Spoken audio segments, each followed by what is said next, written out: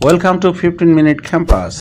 Hello dear learners, Assalamu alaikum. Today we are going to talk about article. আমরা সাধারণত জানি এ, N এবং দি এগুলো এদেরকে আর্টিকেল বলে। আর্টিকেল মানে হলো নির্দেশক। যেমন আমার একটি কলম আছে, আমার একটি ভালো বন্ধু আছে বা কলমটি দেখতে সুন্দর। এ, এন, দি এগুলি সবগুলি আসলে একটি কিংবা একটি জিনিসকে নির্দিষ্টভাবে বোঝায় বা অনির্দিষ্ট করে বোঝায়। এখন আর্টিকেলকে আমরা দুই ভাগে বিভক্ত করি। সাধারণত আর্টিকেলকে দুইভাবে বিভক্ত করা হয়।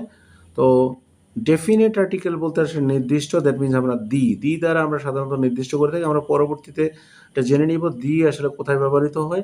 আর ইনডেফিনিট আর্টিকেল মানে হলো অনির্দিষ্ট, দ্যাট মিনস সাধারণত এখানে আমরা এ কিংবা অ্যান ব্যবহার করে থাকি। আর ডেফিনেট বলতে দি।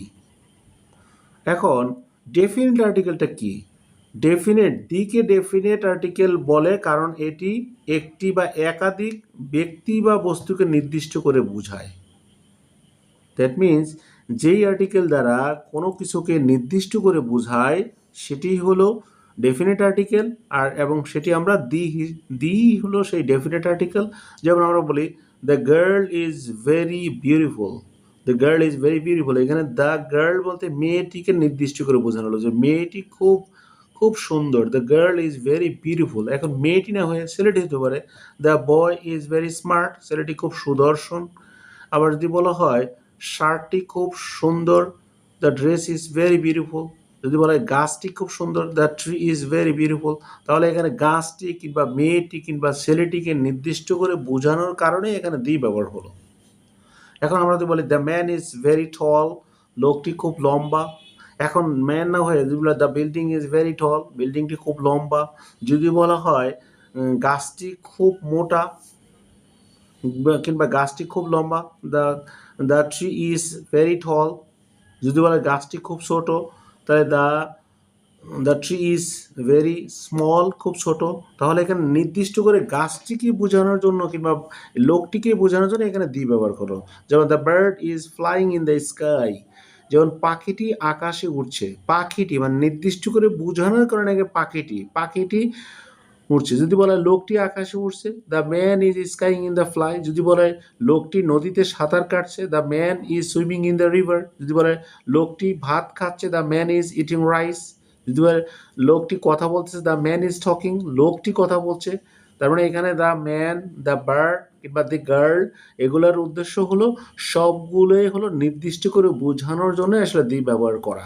এখন এই জাতীয় আমরা আবার ইনডেফিনিট আর্টিকেলের ক্ষেত্রে আমরা আসলে কিভাবে অনির্দিষ্টভাবে ব্যবহার করতে পারি এন কে ইনডেফিনিট আর্টিকেল বলে কোনো কিছুকে অনির্দিষ্টভাবে বুঝালে তাকে ইনডেফিনিট আর্টিকেল বলে। যেমন ইনডেফিনিট আর্টিকেলে ব্যবহৃত, যেমন আমরা যদি বলি a girl is very beautiful, একটি মেয়ে খুব সুন্দর। A girl is very beautiful, একটি মেয়ে খুব সুন্দর। এখন একটি মেয়ে বলতে কোন মেয়েটি, সেই মেয়েটি কিন্তু নির্দিষ্ট নয়। তার মানে যদি বলা হয় একটি ছেলে খুব লম্বা, তা এ বয় ইজ ভেরি টল।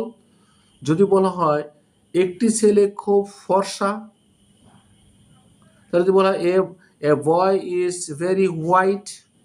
যদি বলা হয় একটি ছেলে খুব কালো, তা এ বয় ইজ ব্ল্যাক।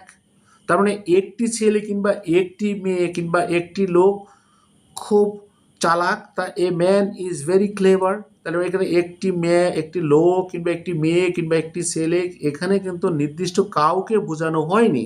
তার মানে এ কিংবা এন আসলে আমরা অনির্দিষ্ট ক্ষেত্রে ব্যবহার করে থাকি এবং তার প্র্যাকটিক্যাল এক্সাম্পল এখানে দেওয়া হলো। আমরা আরেকটা এক্সাম্পল দেখি, যেমন a man is very tall, একটি লোক লম্বা। এখন এই লোকটি কে, কোন লোক? যেমন একটা স্টুডেন্ট খুব লম্বা, তা এই স্টুডেন্ট ইজ ভেরি টল। যদি বলে একটা স্টুডেন্ট খুব ছোট, তাহলে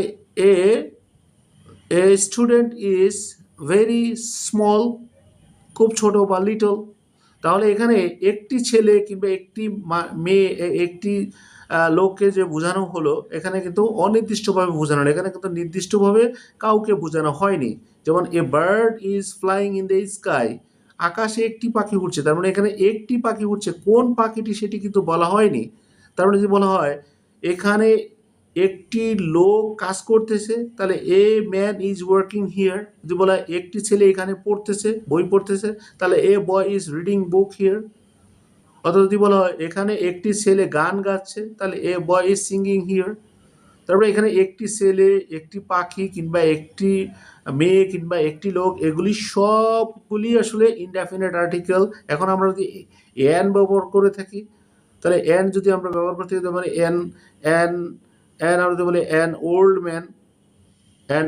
ম্যান, একটি বৃদ্ধ লোক, ওয়ার্কস হিয়ার, এখানে কাজ করে, একটি বৃদ্ধ লোক এখানে কাজ করে, তার মানে অ্যান ওল্ড ম্যান। এখন এখানে সাধারণত আমরা জানি আর্টিকেলের, আমরা জানি ভাওয়েলের, যেমন 5টি vowel A E I O U, এর আগে সাধারণত অনির্দিষ্টভাবে যদি একটি বুঝিয়ে থাকে, তাহলে আমরা সাধারণত অ্যান ব্যবহার করি, যেমন অ্যান ওল্ড ম্যান।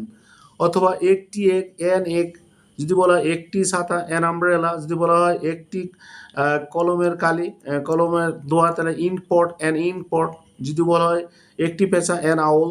তার মানে এই অ্যান কোথায় বসে কিংবা এ কোথায় বসে সেটি আমরা জেনে নিলাম, এবং এ এবং অ্যান কোথায় কিভাবে বসে তার আমরা জেনে নিলাম। পরবর্তীতে আমরা এ এন দি এর ব্যবহার আমরা শিখব, এবং আমাদের এই বইটিতে খুব সুন্দরভাবে দেওয়া আছে এবং আমাদের খুব রিয়েলিস্টিক এক্সাম্পলস দেওয়া আছে। তোমরা আমাদের চ্যানেলের সাথে থাকবে আর তোমরা বইটি সংগ্রহ করে নেবে।